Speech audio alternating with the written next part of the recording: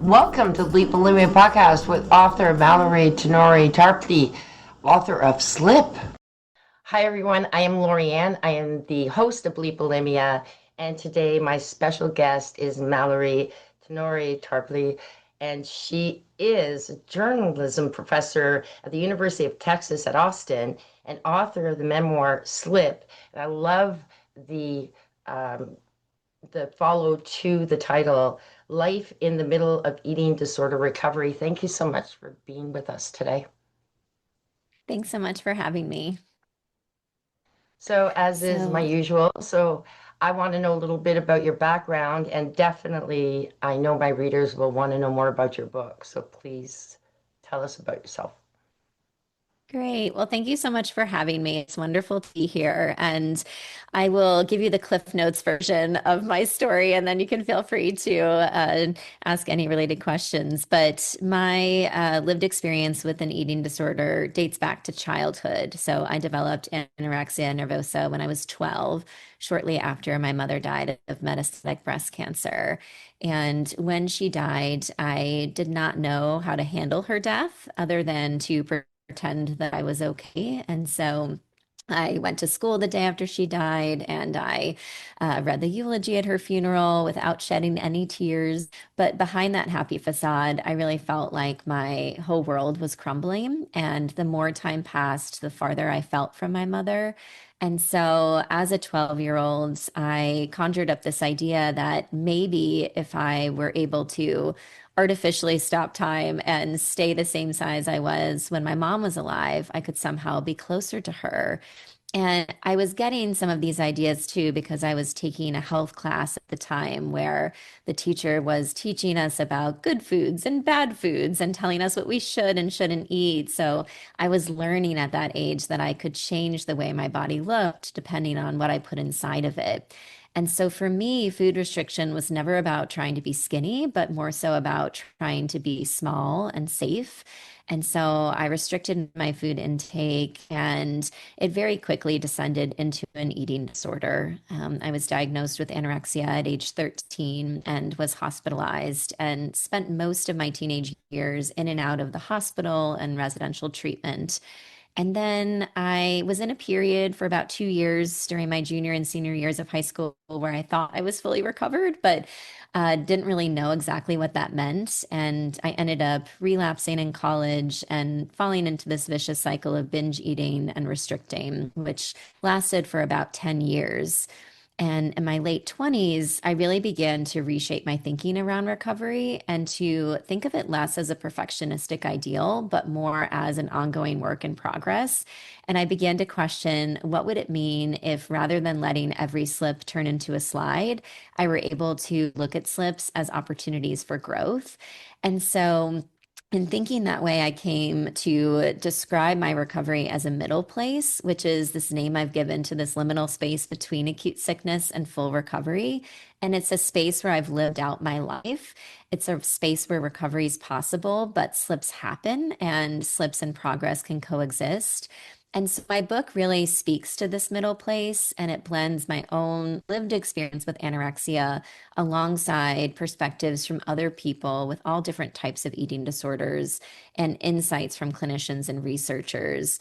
And my hope is that this book will help people who are in this middle place to feel seen and heard, and that it will broaden conversations around the messiness and imperfection of recovery, knowing that yes, recovery is possible, but it doesn't have to be perfect.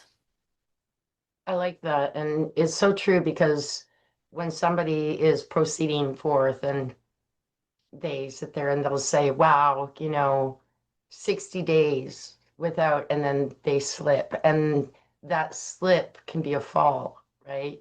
Yeah. And I love what you're saying is because it doesn't have to be a fall. It's just a slip and trip and get back. You're up. You're still up. You're still there, right? It's like very, very encouraging. Um, so sorry to hear about your story about your mom, and it's a different aspect of anorexia where you were trying to stay small. It's interesting that you're aware of that. Um, I think that there's a lot of people who struggle with anorexia or bulimia who cannot define. the actual why am I doing this? That Yes, it was really through recovery and also through writing about my story that I was able to make sense of that all.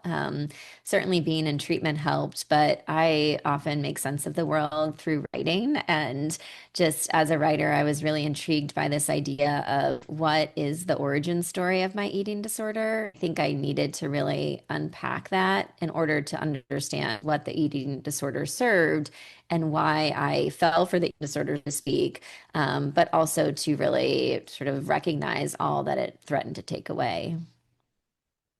so in your so if we can expand on the slip in your own experience, uh, so like you said, 10 years, I'm not sure the full, like I was telling you, I was 30 years of on and off and struggling um with recovery.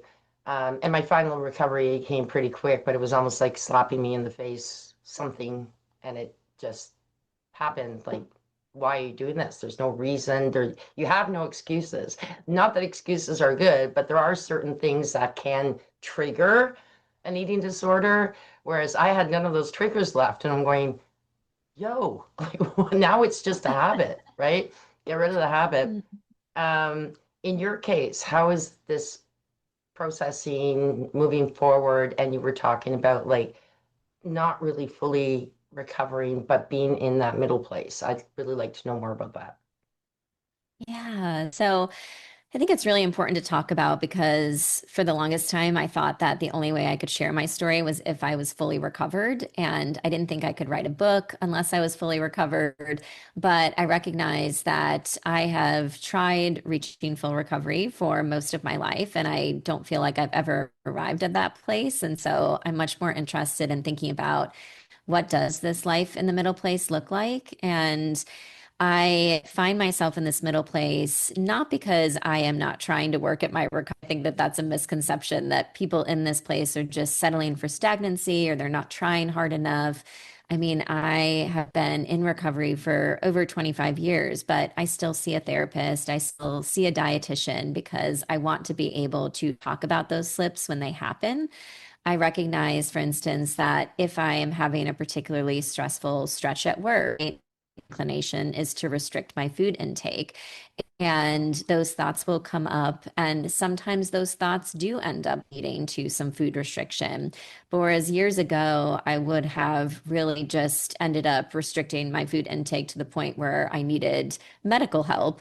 I can now sort of look at, okay, I restricted during breakfast, for doesn't mean that I need to now be on a path of restriction for the rest of the day, for the rest of the week, right? How can I get back on track at lunchtime? I think it's so easy to just say, well, next week I'll start, or the next day I'll start. And I've had to really think of the immediacy of this and to think about, I slipped. Why did I slip? How can I get back up now in this moment rather than delaying it? Because often when we continue to sort of delay the slippage and when we sort of put it off the questioning around it, that's when those slips can very often turn into slides. And so for me, it's been really important to shed the secrecy around slips. And it can be so difficult to talk to someone around slips, but I try to confide in my husband, for instance, my therapist, my dietitian, just so that I am not letting the eating disorder and its imprints thrive in secrecy. Because I know that when it thrives in that secrecy, that's what keeps me stuck. And that's what really prevents me from making progress in the middle place. That's really interesting. Thriving in secrecy. It is so true. I mean, it's amazing how you can be a very honest person, very caring person, and yet be the biggest liar, really, when it comes to an eating disorder. Um, it went against all my values too, and that's another conflict, like an internal conflict when that's not that's not me, but it is me because this is how I'm doing it. That secrecy, yeah. And once you're out, it becomes yeah, harder to just hide in those secrets. I am it's interesting to speak of it because I wrote a book prior to me being in full recovery. And I actually ended up writing it after my full recovery. I updated it and put it out there. But I felt the same way as you. I go, oh no, I can't put this out there. And had I been, I like that you're being honest because I could have said, hey, this is what's working, but it hasn't finished working yet. Um, and then the Yes. other thing, I had a client on my um, on a podcast. I think it was, she didn't speak to her, she was bulimic, but didn't speak to it on my podcast, which I found interesting. But she was very interesting anyway, but she wouldn't bring that up. Not that she didn't mind bringing it up, it just didn't come up for some reason. But she did talk to me afterwards, and she said, she still has, even she's been fully recovered, quote unquote, for about, I think it was 8 years or something. But she says there's still characteristics of the eating disorder in her. Yeah. And I have to admit, there are times where, yes, I see my characteristics of my bulimia pop up again. Um, I think it was 5 years after I had 100% stopped throwing up, but I wasn't 100% out of here. And I was doing work and for my sister, and I hated doing it. And first thing I wanted to do was go get food and eat through it because I liked eating and I hated doing what I do. And it was like a sidekick. And I went, whoa, no, awareness, right? And so I quit. I said, I can't do this because I could feel that little bulimia pulling me over there. And I went, ah, but the awareness of it Hmm. was huge. Yeah. Yeah. Yes, I feel like that makes such a big difference to just be aware and to recognize that about yourself as opposed to just kind of pathologizing or stigmatizing those thoughts when they naturally come up. And I think that so often we do that because we think, well, we're supposed to be better. We're not supposed to have any of those thoughts or those characteristics, or we think that we need to get rid of our traits and our temperament in order to get better. And I used to really think, oh, I can't be a perfectionist if I'm going to be fully recovered. But we really can't rid ourselves of our traits. And this is something I talk about in the book. And a lot of people with eating disorders do share the same temperament traits. So people with anorexia tend to be risk averse and they tend to have lower sensitivity to reward. But really, recovery is not about ridding ourselves of our traits, but really learning how to express them more productively than destructively. So that's something I've also had to think through a lot in recovery. I like that you can go to your husband. I think that that is very special. I've been quite intrigued over the last 4 years of doing this podcast about how many spouses are supportive, but there's also some that aren't, and it's not that they don't want to be, is that they fear and they don't want to understand it. They they don't understand it, or any one of those. My ex was one of those. I asked him to come to therapy with me and he refused. I would have really liked him to be there to learn more about what I was going through, why this might be happening. I don't know 100%, but it was actually a psychiatrist that I was hiring to do this. Um, he might have heard the saying that, he says, you're like a China doll. He says, cold on the outside, but very fragile. And I thought that that was Mm, really, really cute. So, yeah. yeah, you're very lucky. Support, I think, is really a big key as well. Um, It is. And I think the more you can seek that support, the more you can also ask for the type of help you need, because it's true that eating disorders are so enigmatic and it can be really difficult to understand, both for people struggling with them, but also for their loved ones. And so I think the more that we can tell people the type of help we need, the better prepared they can be to intervene and offer that support because otherwise, they may be trying to help us in a way that feels judgmental or accusatory, and that may not be their intent, but maybe that's how we feel about it. And that may shut us down. And so I think part of it is also being really clear about what type of help do you need, right? What kind of support is going to be most meaningful for you? and again, a reason for this podcast, I bring on different people, different types of ways of being able to heal. So hoping that my listeners, somebody out there can connect with someone. I really believe that they definitely will be able to connect with your book, those who are in the middle of recovery. And I would imagine it wouldn't matter what kind of eating disorder, though, because we all, like, whether it's overeating, anorexia, bulimia, although they're different, a lot of the emotional connections are similar to you're associated with food in a way that's, food should be your friend. And Mhm. I made it my Yes. friend. It was like, well, it was my friend in a wrong way. It was like when I was eating too much of it, but it was funny because it was like this voice, and I know I sound weird, like this voice in my food saying, "This is not how you're supposed to be my friend. Like, you're abusing Yes. me," right? And my body, same thing. When I learned that, yeah, I'm so comfortable around food now. It what's the word, behooves me that I spent 30 years being afraid of it and yet it being my best friend at the same time. Like, if that makes any sense at all.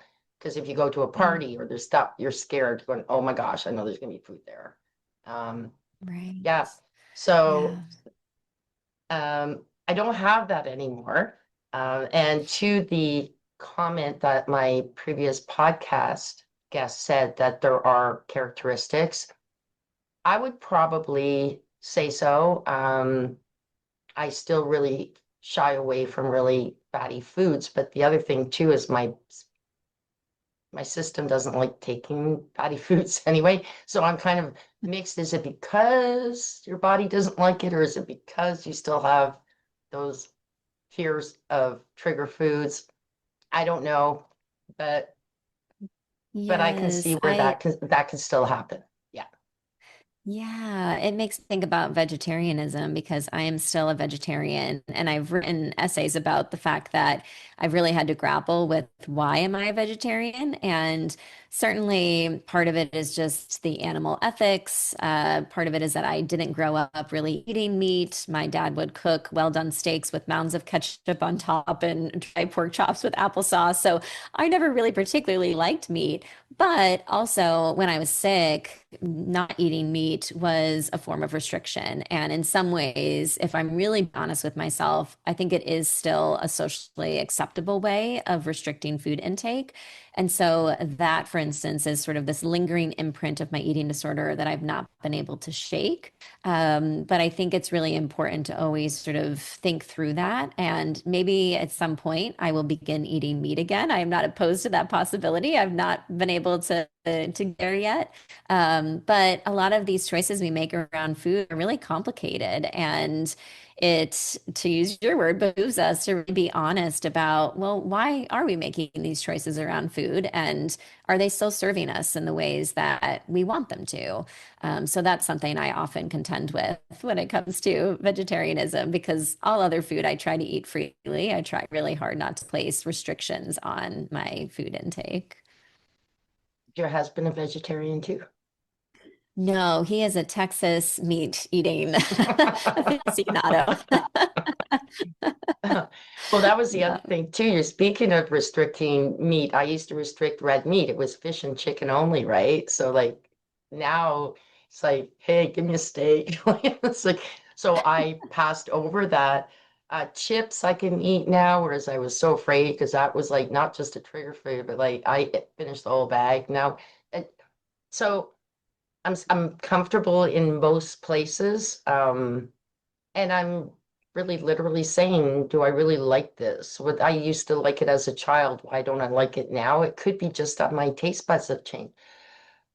I don't question it Mhm. anymore though, but at the beginning I did a lot of it, like, why am I not eating this? Is this my trigger? I want to get over it. I want to move forward. I want to get to the point where I'm so comfortable that I can go and sit at somebody's place for dinner and they offer me something and I'm not scared to eat it. And that's Yeah. where I got to. But I would imagine that slip point, there would still be for some people that anxiety, um, Mhm.